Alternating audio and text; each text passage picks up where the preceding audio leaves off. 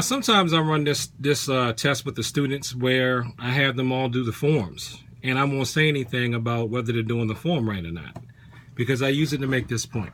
And this is what I find out. A lot of times, you'll have a student or a couple of students.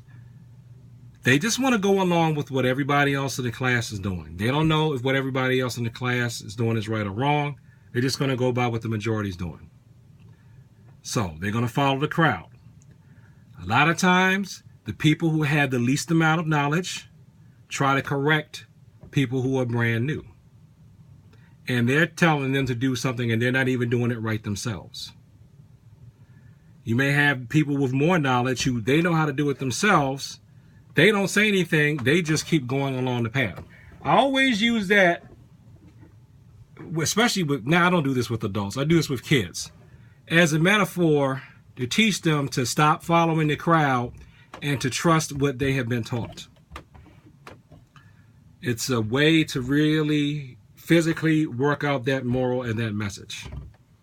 Because, when we're young, and sometimes not so young, we think that what everybody else is doing is okay. Whatever the popular thing to do is, the popular thing is okay.